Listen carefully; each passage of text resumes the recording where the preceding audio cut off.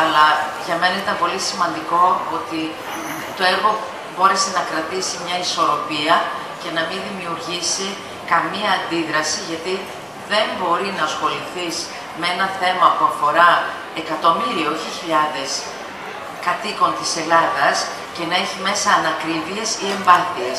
Είναι ένα έργο που γράφτηκε από μένα με πολύ πάθος, αλλά με καμιά εμπάθεια.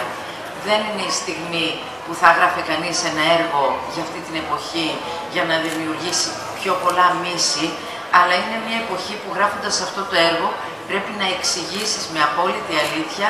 Όταν ξεκίνησα να γράφω το έργο, η αρχή του ήταν πάρα πολύ εύκολη, γιατί η ωραία εποχή της Σμύρνης και αυτό που αντιπροσωπεύει η Ιωνία για όλους μας είναι ίδιο είτε διαβάσεις ένα ξένο περιηγητή είτε διαβάσεις έναν Έλληνα. Όταν φτάσεις στα πριν την καταστροφή και στη διάρκεια της καταστροφής, είναι πάρα πολύ δύσκολο να καταλήξεις το πώς θα το γράψεις, γιατί υπάρχουν τελείως αντικρουόμενες απόψεις. Υπάρχουν πάρα πολλά ερωτηματικά που ακόμα σχεδόν δεν έχουν απαντηθεί ιστορικά. Ακόμα υπάρχουν ερωτηματικά γιατί έκανε εκλογές ο Βενιζέλος, γιατί οι βασιλικοί προχώρησαν μέχρι το Σαγκάριο, γιατί η Ευρώπη πρόδωσε τόσο την Ελλάδα, οι Γάλλοι και οι Ιταλοί ιδιαίτερα, γιατί έμειναν αμέτωχοι μπροστά σε αυτή την τραγωδία, ποια ήταν η στάση του Στεργιάδη. Όλα αυτά τα ερωτηματικά λοιπόν, ο θεατρικός συγγραφέας έχει την πολυτέλεια να τα θέσει στο θεατή και να μην τα απαντήσει ο ίδιος. Η δικιά μου δουλειά δεν είναι να πάρω τη θέση του ιστορικού, είναι να βάλω τους χαρακτήρες με όλες τις πλευρές της ιστορίας μέσα. Και νομίζω ότι αυτό ήταν που έκανε και την επιτυχία του έργου. Το βιβλίο που είχα την τύχη και την τιμή να το εκδώσει ο Οίκος Πατάκη, έχει πάρα πολλά στοιχεία που δεν τα έχω βάλει στην παράσταση, γιατί η παράσταση από 3ωρη που είναι θα γινόταν 6ωρη. Υπάρχει ο περίφημος νόμος δημοσιευμένος μέσα περί διαβατηρίων, που ψηφίστηκε από την Ελληνική Βουλή ένα μήνα πριν την καταστροφή και απαγόρευε σε οποιοδήποτε με ξένο διαβατήριο να έρθει στην Ελλάδα. Και όπως ξέρετε, οι Ιώνες είχαν οθωμανικά διαβατήρια. Υπάρχουν στοιχεία για τον Τζένινγκς, τον Αμερικανό που έφερε τα πλοία στην Ελλάδα, γιατί δεν τα έφερε Έλληνας. Και γενικά η θέση του θεατρικού είναι ότι φταίξανε πάρα πολύ και οι ελληνικές κυβερνήσεις και είναι πια η εποχή που όταν γράφουμε κάτι πρέπει να είναι πολύ καθαρό και πολύ ειλικρινές και πολιτικά και όχι να τα καλύπτουμε όλα και να φαίνεται ότι η Ελλάδα δεν φταίει ποτέ σε τίποτα.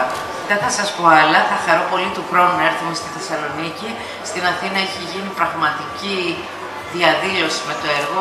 Οι στιγμές που ζήσαμε είναι κάτι το μοναδικό για το θέατρο και εάν ένα μεγάλο μέρος οφείλεται στην παράσταση, ένα ίσως ακόμα μεγαλύτερο οφείλεται στο ίδιο το θέμα, το οποίο εξακολουθεί να συγκλονίζει όλους τους Έλληνες, γιατί είναι, κατά τη γνώμη μου, το κομβικό σημείο της ιστορίας μας του 20ου αιώνα, που τα αποτελέσματά του τα ζούμε ακόμα και τώρα. Και δυστυχώς, αυτό που έβλεπα, δεν το ήξερα όταν έγραφα, στη διάρκεια που πεζόταν η παράσταση, ήταν ότι πολλά πράγματα, όπως τις κεκαλυμμένες πράξεις των κυβερνήσεων που δεν τις μαθαίνουμε ποτέ, τις προδοσίες της Ευρώπης προς την Ελλάδα, τη διχόνοια την ελληνική, εξακολουθούμε να τα ζούμε και τώρα. Και δυστυχώς ζούμε και το θέαμα ανθρώπων, προσφύγων και μεταναστών με βάρκες που εξακολουθούν να πνίγονται στις θάλασσες με τα παιδιά τους. Έτσι, δυστυχώς, είχε και την απόλυτη επικαιρότητα το έργο αυτό. Σας ευχαριστώ πολύ. Τι είναι αυτά, 5 μύγδαλα με έφερες. Ωραία, μα τι ψερσέμα είσαι μέσα, τι ψερσέρου. Μπαίνει φίλιο. Μέχρι πάνω ακούγεστε, τι φωνές είναι αυτές, τι γίνεται εδώ μέσα. Από το μεσημέρι τελείωσα το φαγητά για το τραπέζι, εσείς ακόμα παιδιά. Κάμω μιλιά φιδιά τσάι του βουνού, αγανατή, τσετσερέδες, παστραπάδες κανόνο, μίλα πεντάρικα μιλά. Όπου μας λολάναν με τις φωνές τους. Εμένα δεν με πήραζαν οι φωνές. Εγώ Σμυρνιά γεννήθηκα. Και έτσι ήταν η Σμύρνη. Φωνακλού και Ναζιά και κοσμοπολίτησα. Όλες τις γλώσσες άκουγες ανάκατα. Ελληνικά και τουρκικά και αρμένικα και φραγκολεβαντίνικα. Χοντζάδες μουρμούρισαν προσευχές. Πραγματευτάδες διαλαλούσαν την πραμάτια τους. Και με έσκυβες από το παραθύρι σου. Έβλεπες σαν τάμα αμάξια και γαλλική της ηλικία. Πλάι στην Ευρωπαϊκή και την Αρμένη. Α, καλά, εκεί μένανε οι πλούσιοι Ρωμοί, που ήταν οι τραπεζίτες, έμποροι, καπνάδες και λαδάδες σαν και εμάς. Οι γυναίκες ξέραμε από πάστρα και κουζίνα. Ξέραμε να δίνουμε χαρά στους γύρω μας. Και ζούσαμε όλοι αδερφωμένοι, τουλάχιστον μέχρι το 1914 που αρχίδησε ο μεγάλος ο πόλεμος. Μα και τότε στη Σμύρνη ζούσαμε καλά. Ευταλία.